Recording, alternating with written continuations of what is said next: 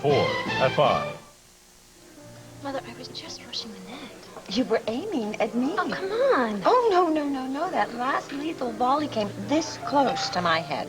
I have never seen you play with such ferocity. You'd think you were mad at me, your own mother. Look, Cassie, I did what you asked, didn't I? The intruder retracted that unfortunate wedding announcement. We even issued a public apology to you and Andrew. What more do you want? Ah, I see. Well, my sweet, if being without Andrew is making you this miserable, then perhaps you should be with him instead of on the tennis court. Wait a second. Weren't you the one to tell me that I should keep away from Andrew while the rest of the town turned their back on him? I was trying to protect you. That is a mother's wish.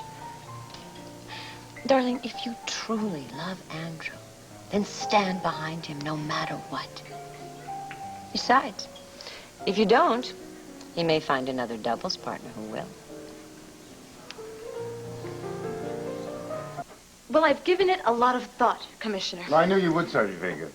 You know, the minute I met you, I said to myself, here's a young gal I can count on. Yes, sir. And, I've thought about everyone that I know on the force, from top to bottom. And frankly, sir, there is no one that I would consider undesirable. Who's that, sir? Yes, sir. They're all good soldiers, I'd call them.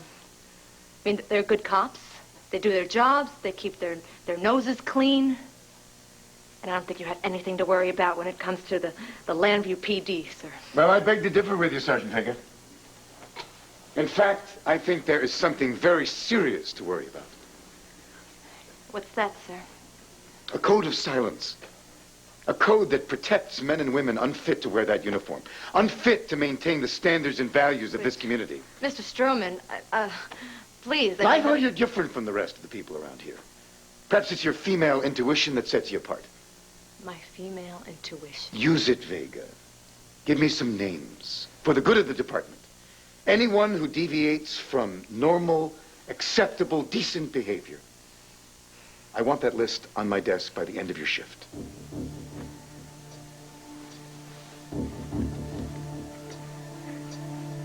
And if I don't cooperate?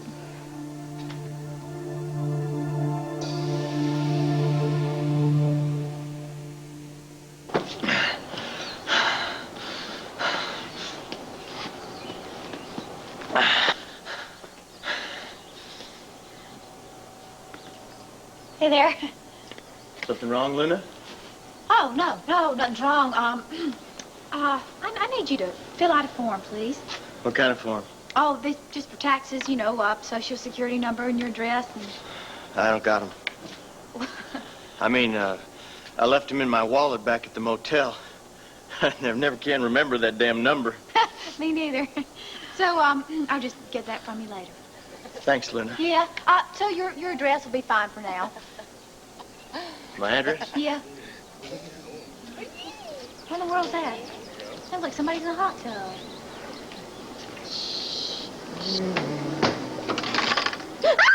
Tina, Kate, what are you? I didn't know y'all were here. We're not supposed to be here, Luna. Nobody knows we're here, so will you just please keep quiet? Luna, we need you to help us hide us.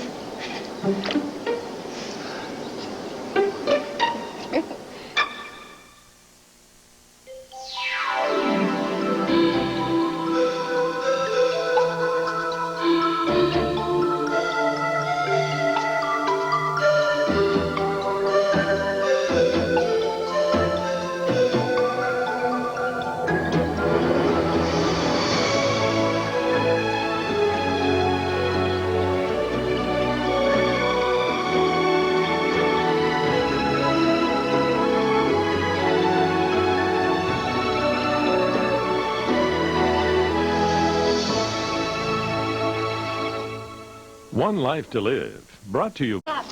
In a cage. Oh, yeah, right in the middle of Alex's penthouse. And it dropped down from the ceiling. Uh-huh. Yeah, it's a minor miscalculation on our part. Our part. Yeah, okay, yeah, I should have realized she had something in store for the point is that we got trapped overnight in a cage. All right. Oh, yeah. Fortunately, I was able to utilize my acrobatic skills. I'll say. To get us out. All right, I don't want any more explanations. If you want to stay here to hide out from Alex, it's fine with me. Thanks. Yeah, well, look, it's not exactly from Alex, okay? He's from the cops? Excuse me, who's this guy again? Oh, this is Swade. He's my Tar Heel straight shooting pal. You got nothing to worry about with him. All right, if you say so.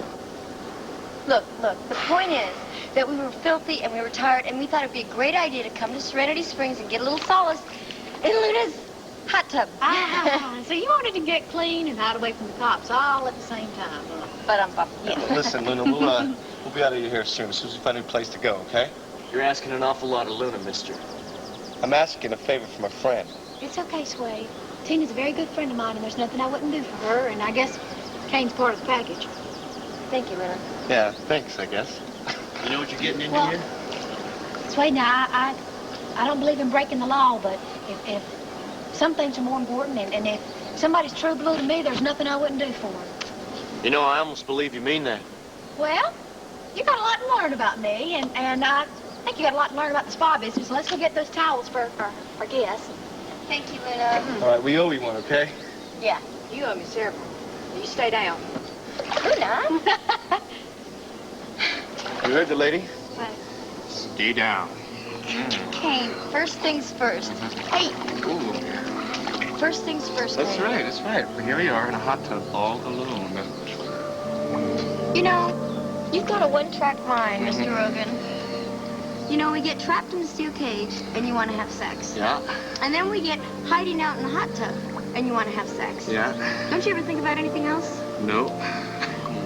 Kane, the jewels, the Cleopatra jewels. We have to find out where Alex is hiding them before Hank catches us. Then we can have sex.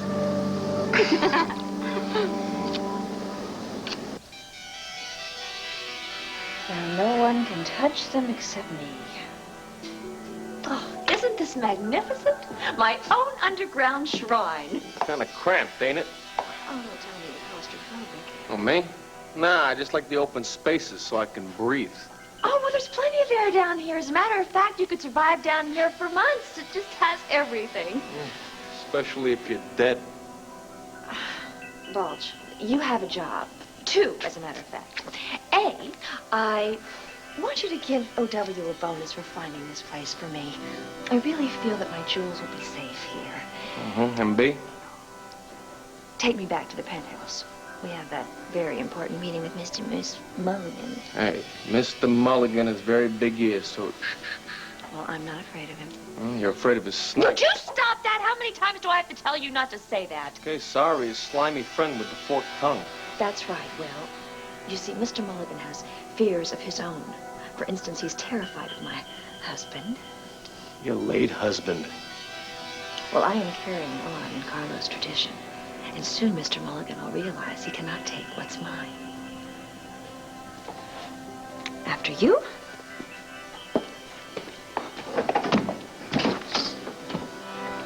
Have to arm the alarm.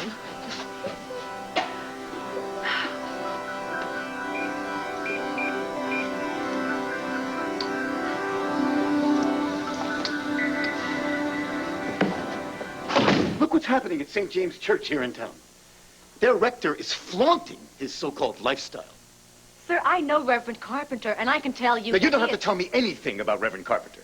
The whole town knows what kind of a man he is. Well, we don't want that kind of acting up in this department. No controversy, no martyrs to any cause. Just good, solid police work. Mr. Stroman, I agree. Which is why Which is why we need to know where problems might start. You know, bonfires begin from little sparks. Sir, did you ever consider that by launching this investigation, you could be making one of those sparks? Oh, now you're questioning my judgment?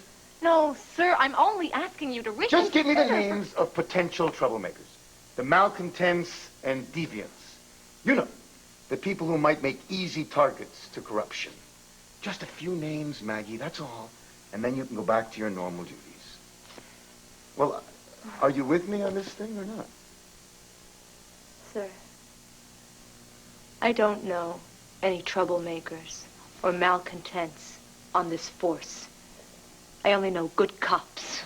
So there aren't any deviants at all? That's your word, sir. I don't really care what anybody does in their bedroom. Yeah, what if it affects their work? It doesn't. At least not to my knowledge. I'm sorry, sir. I don't have any names to give you. Even if your badge is on the line. My badge stands for something, sir. And I will not betray that. And I won't go tearing down good cops. If you want to dig up dirt, with all due respect, you can use your own shovel. Sergeant Vega, I don't hear all due respect in your voice. And I can't tolerate insubordination and disrespect in this department. Consider yourself suspended with intent to dismiss. Your badge and your gun, Sergeant. Now!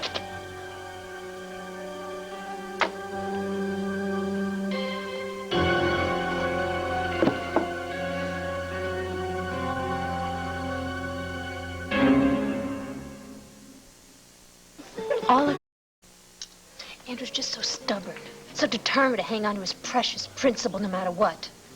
I told him I wouldn't stand by and watch him be crucified. Ouch. I know, I should have kept my mouth shut. But I care about him. And it kills me to see what they're doing to him. Cassie, wake up.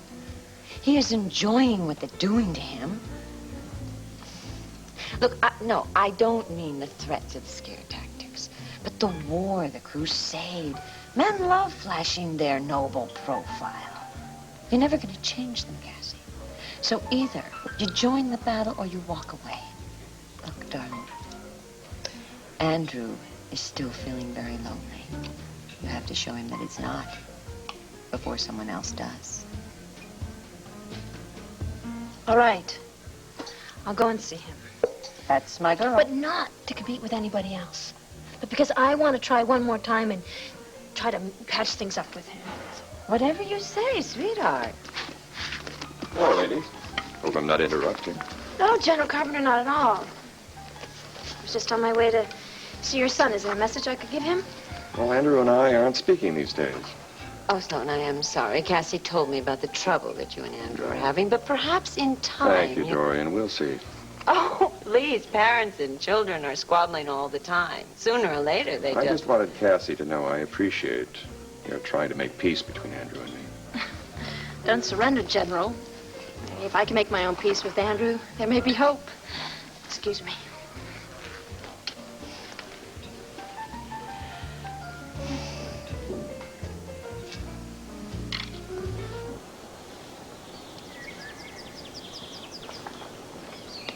Say, Luna. Wait! Don't be doing that. What? Oh, you're always sneaking up on a body. Sorry. I got a soft step. It must be Cherokee in me. Cherokee, really? Yeah, my mother's side.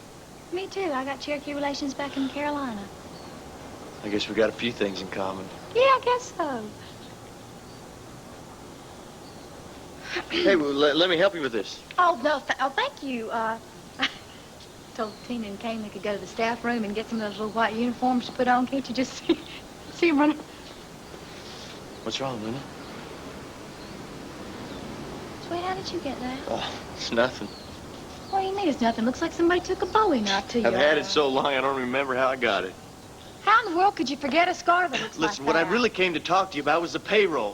What I was wondering...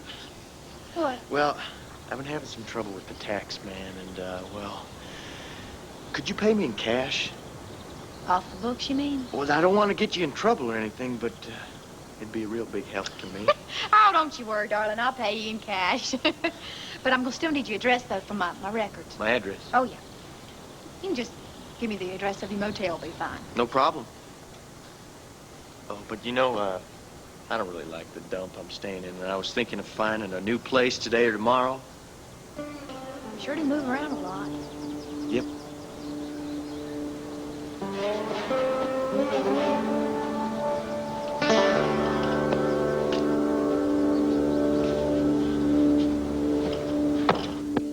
Why don't you come closer, Mrs. Hesse? I'm fine over here, thank you. You really must try our shrimp toast. It's delicious if I say so myself. Maybe Elvis would like one. Hey, I made that recipe myself. You, shut up. I'm talking to your boss. No, please. I really thought you were a gentleman, Moose. This nasty tone you've taken isn't very becoming. Last time I tried nice didn't work. Nice doesn't work. Well, maybe you should try harder, because they say you can catch more flies with honey than you can with vinegar. I don't want flies. I want 60% of your profits.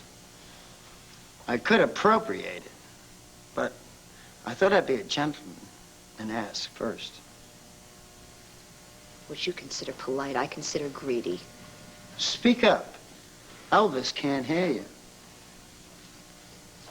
Carlo warned me about you. He said you were one of the most ruthless men he'd ever met in his life, and that you weren't afraid of anything in this world except him. Leave Carlo out of this. He's gone. But his memory remains with me, and it's stronger than ever. And he told me never to share our wealth with you. Well, Carlo Hesse can't touch me now. But I can touch you. Hey. No, please, don't. He's a guest in our home. That was a good call. I've heard your offer. You've heard my answer. Now let go of my wrist. If I can't convince you, maybe Elvis can. You know what pets can do? They can teach us so much. Oh, God. There. Now, that's not so bad, is it? Maybe you'll rethink your attitude?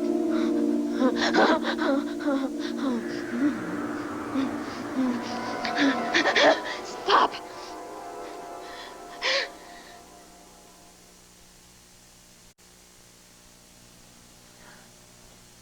I am generous with my time, myself. In fact, I'm generous to a fault. But not with Carlo's empire. I told you to leave Carlo out of this. Carlo's dead. He's useless to you. He's with me whether you like it or not. Now, seems to me that we've reached a standstill, don't you think, Moose? You think I give in that easily? Especially to a woman? Well, you see, I'm not just a woman. I'm Carlo's wife. His widow. You can't frighten me. Oh, yes, I think I can.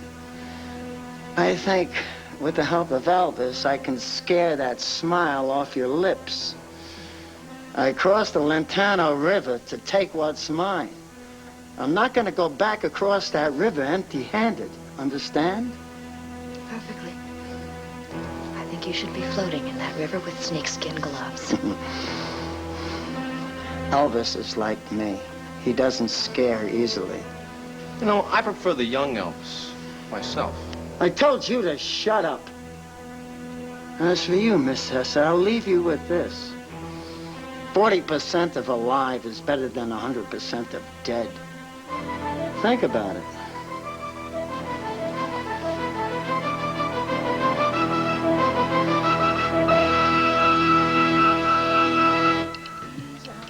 Thanks.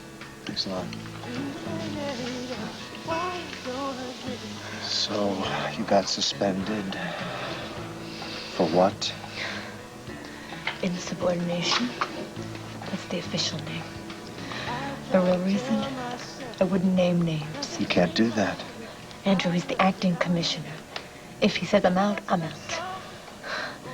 And there were 2 other cops suspended with me. O'Shea and Manelli. They wouldn't name names either. Good for them. You guys can think of yourselves as the Lambview 3. Oh, Andrew. I'm a cop, not a dissident. I just want to go back to work. Yeah.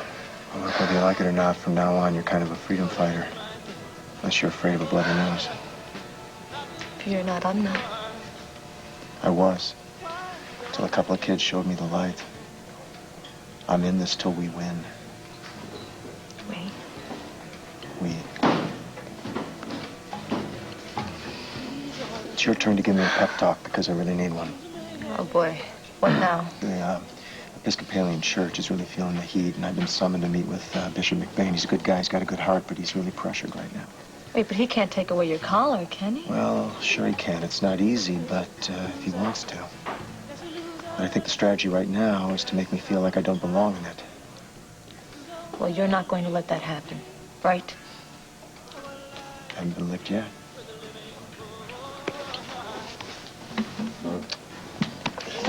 Keep the faith, Reverend.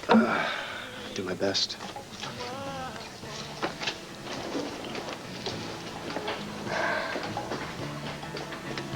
Hi, Maggie. Kathy. Wow, you just missed Andrew. Really? Oh, where was he going? But you don't know? He's got a meeting with the bishop. Which one? The one with the good heart. He said. Well, I thought you two talked about these things. We did. We do. Maggie, can I ask you a question? Why not? It's personal. Ooh. Okay. Was there ever anything between you and Andrew?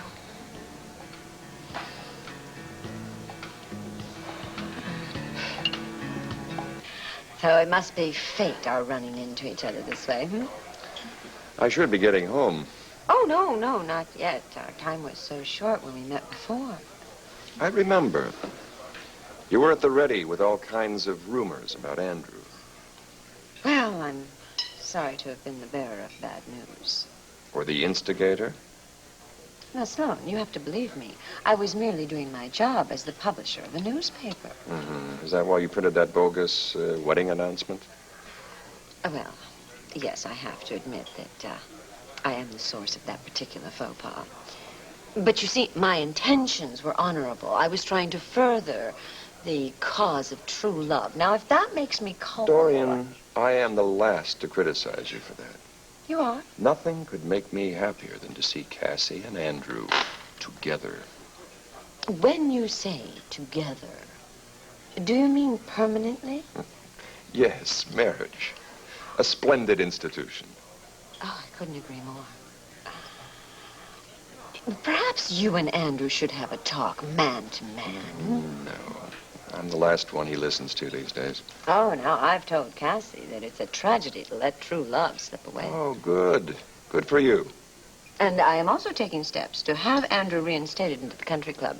You see, consequently, he and Cassie could meet, unexpectedly. Yes. Now, wasn't it Napoleon who said, "It isn't war that changes things, it's love"? I don't recall Napoleon saying that. Oh. Well, perhaps it was Marie Chevalier. Well, someone French. Excuse me. Yes. General Carpenter? Yes, sir. I'm Bishop Graham. Could I have a word with you? Oh, well, I'll leave you gentlemen to your tete-a-tete. It was a pleasure. Another time, Yes, gentlemen. indeed. Please sit. I didn't mean to spoil your evening, but this couldn't wait. I assume this is about Andrew. I'm here on behalf of the committee that is investigating your son. Now, you don't mind answering a few questions about him, do you?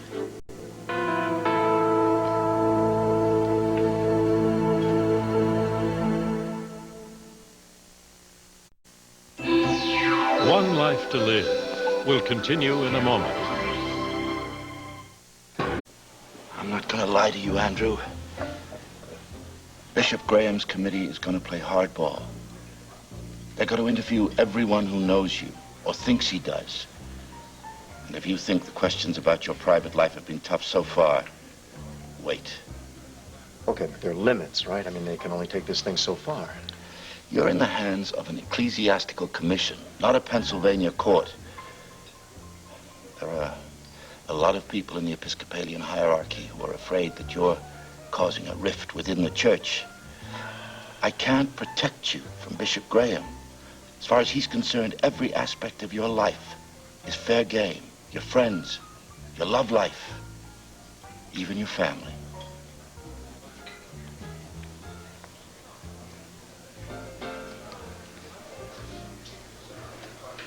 And apparently, Andrew was involved with a married woman. I beg your pardon. Victoria Buchanan's daughter. Megan Gordon Harrison. Surely you know of their relationship. I know Megan and Andrew were very close. As for their being involved... Her husband was out of the country. Megan spent many long hours in Andrew's company. Bishop Graham, Megan was ill. She had a terminal illness. It was only natural for her to seek out someone for support. And Andrew was there for her, as her minister, as her friend, and as perhaps even more. I don't know what you're implying. He even went risking his own life to a Middle Eastern country to rescue her husband. Now, what does that tell you? Nothing happened between Megan and me. I confessed to you that I had certain feelings for her. I never acted on them. I maintained my equilibrium, and we were good friends, just friends. I believe you, Andrew. But you must see how it looks. Only to those who are looking for trouble. They are. And not only in your past relations, but also in your current ones. I live alone. I don't even have a cat.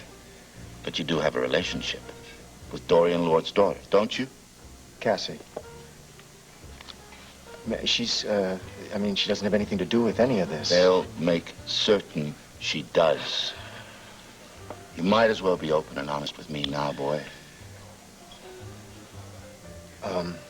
Cassie and I have dated. And we enjoy each other's company, and we care deeply about each other. You've been lovers, haven't you? Andrew, these are the kinds of questions they're going to ask. The rectory is a lovely old house, but it's full of gossip. You don't really think you can hide anything? I'm not hiding anything. Damn it.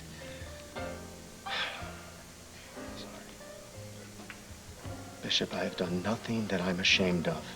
I didn't say that there was anything for you to be ashamed of, Andrew. But you know that the church has always frowned on premarital sex, even between two consenting unmarried adults. Now, I know the times are changing, but still, where a minister is concerned... I feel like I'm in Salem, Massachusetts. They ought to throw me in the pond and see if I float.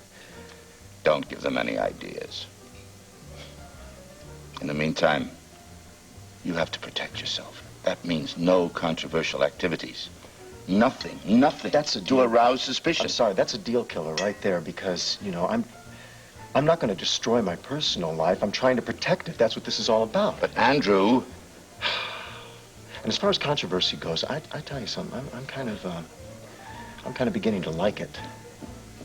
There's a rally coming up organized by some kids, and a lot of people are going to be there who support my position. Let them have their rally. You don't have to be there. Yes, sir, I do. You think I'm a fool, don't you? Yes. I also think you're right. And then there's the matter of Andrew's brother. William, wasn't it? What about him? Well, I know. The loss must have been unbearable. To lose a son so young to... Pneumonia. Terrible. But at least he was single, wasn't he? No wife or child left to mourn. Bishop, isn't it enough you're snooping into Andrew's personal life? Do you have to bring my other son into it? I'm sorry, General, but we're only trying to find out the facts. No, you don't want facts. You want blood. I've been through enough battles to know a fair fight from a fixed one. Now, I resent that implication. I resent your intrusion into my son's privacy. Both my sons and mine. If your way of defending the faith is to smear innocent people, put me at the top of your enemies' list. Do you know, General, who you sound like? Your son.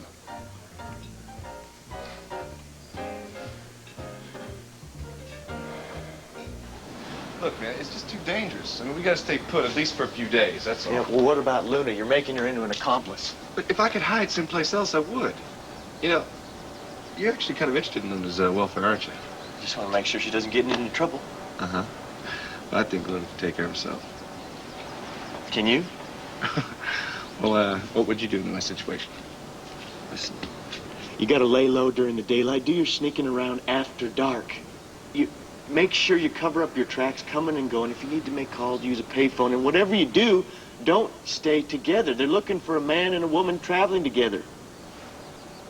So, where'd you learn to be such an expert, huh? No, Luna, I promise you I'm being careful. Yeah, you say so now, but every time you listen to a sweet talk, you end up on the wrong side of the law. Well, not this time, okay? Yeah, but you're on the run again. And aren't you supposed to be saving Cain from his own worst instincts? You're not. Tell me, are you not doing the same thing with Suede? So, what do you do? Whatever. I used to do that myself. You know Luna Law? A bit. Luna's Tina's best friend, and that makes it kind of important to me. Just to make sure she doesn't get hurt, okay?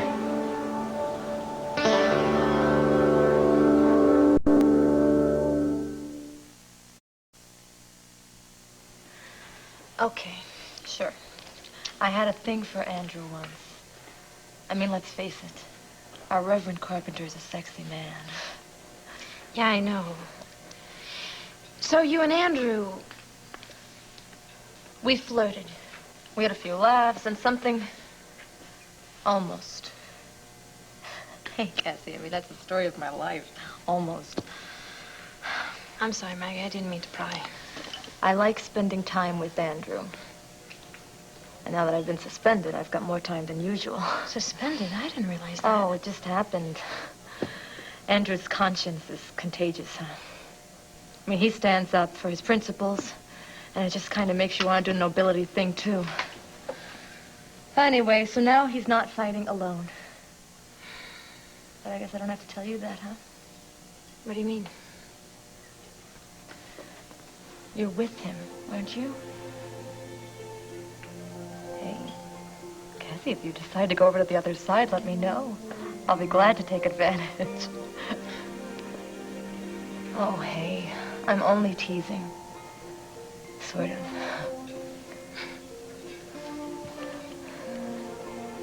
Cassie, you and Andrew aren't finito, are you? No, of course not. I didn't think so. Oh, God. What? It just occurred to me that here we are, feeling each other out. Both jealous over the same guy that the whole town thinks is gay.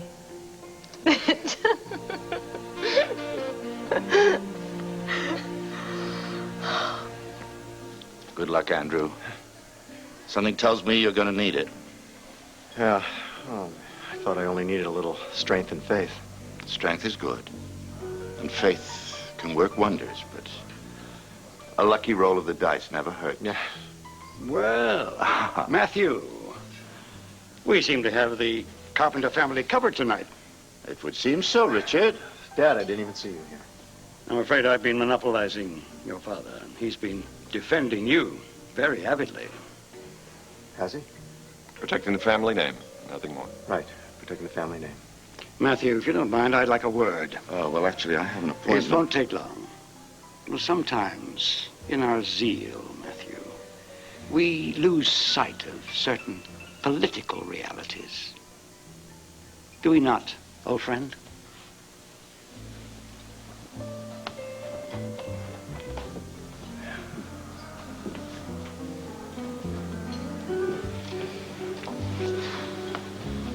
Believe that idiot. No good, boss. We got Moose Mulligan coming at us from one end, the DA from the other. We don't do something soon, the whole thing's gonna blow up in a... I know when I'm being squeezed, Bulge. Oh, that reminds me of that horrible creature. Well, that creature's giving you a little, what do you call it, a phobia. Do you remember how they killed Cleopatra? Anyway, I wish Mr. Hesser was here. Huh. He'd know what to do about Gannon and Moose Mulligan. He'd take his pet boa and run for the river. I know. If Carlo was here, everything would be different. Yeah, well, on the other hand, you got me. And I'm not going to let nothing happen to you, huh? What if Carlo were here? Beg pardon?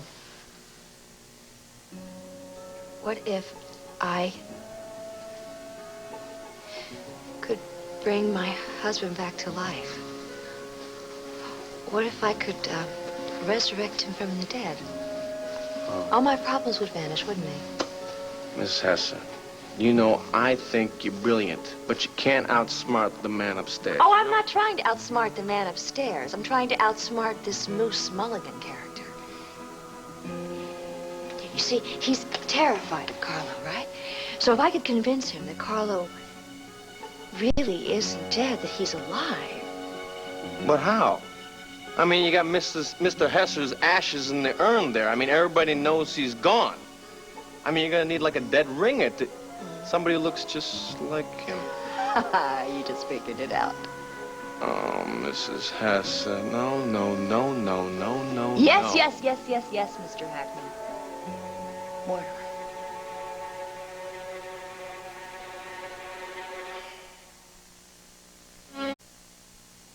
So, Luna, tell me about this guy Swade. I mean, who is he really? What do you really know about him? Well, I know he's got a good heart. Uh-huh. And I know that he's down on his luck. But what can it hurt for me to help him? Like you helped Max. Luna, did that not hurt you? Apples and oranges, Tina. Max's was a bad habit I couldn't break.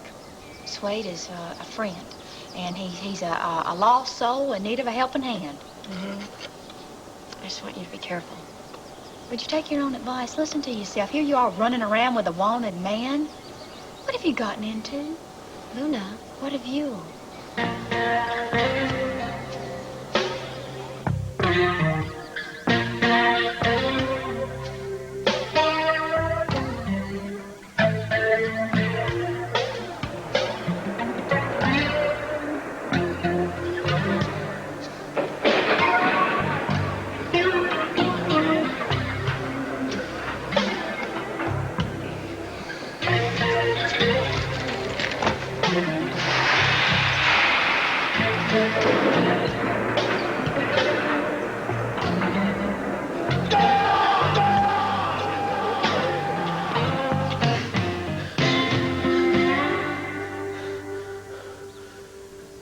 Some motel.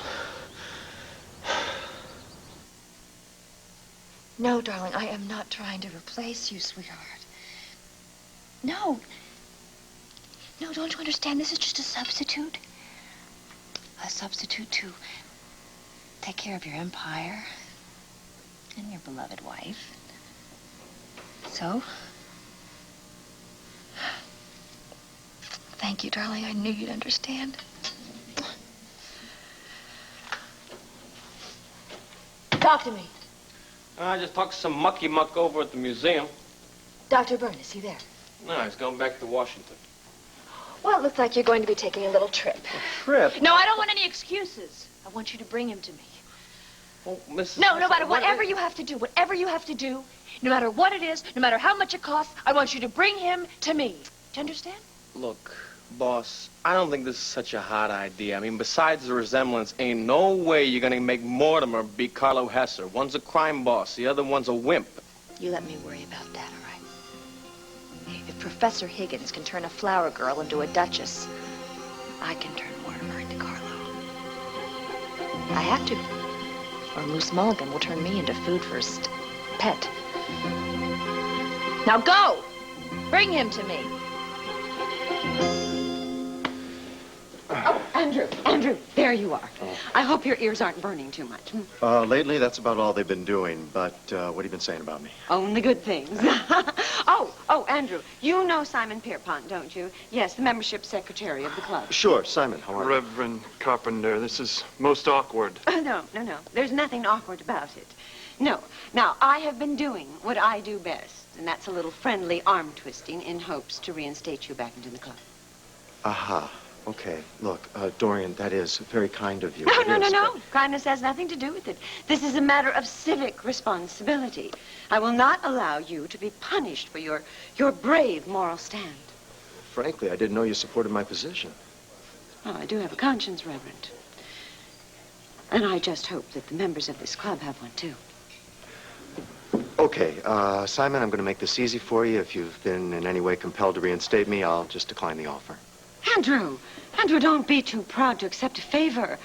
Now, look, this club is not just a place to play golf or eat dinner. And it isn't just the poor that need you, Reverend. We need you, too. Now, isn't that so, Mr. Pierpont? I am sorry, Mrs. Lord, but even with your clout, Reverend Carpenter cannot be readmitted. Oh, well, wait! Tor. Thank you. That was very sweet. Believe me, I've got bigger battles to fight. Why? Why do they have to be battles at all? Cassie, I didn't even know you were here. This is a club membership. Why does it have to be so controversial? Cassie, I didn't start the controversy, and you can't expect me to be a member of a club that doesn't even want me. That's very well put, Reverend. You have to admire his courage, Cassie. I never said he wasn't brave. This doesn't have a thing to do with courage. I mean, if you are doing something from your heart, something you truly believe, something you truly are, then it ought to come naturally. For you, maybe. I'm not in the fight alone. Well, no, not at all. I mean, this whole town will stand beside you. We all will, won't we, darling? I won't kid you, Cassie. I'm going to be a lot more outspoken, a lot more public with my protest. I need to know if the people who care about me are with me. So how about you? Are you ready to stand with me?